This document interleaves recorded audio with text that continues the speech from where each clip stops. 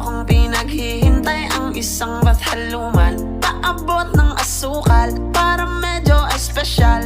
Gusto kong matamis tulad ng ngiti ni mahal. Ngayon all goods na, sakto yung dala kong pera.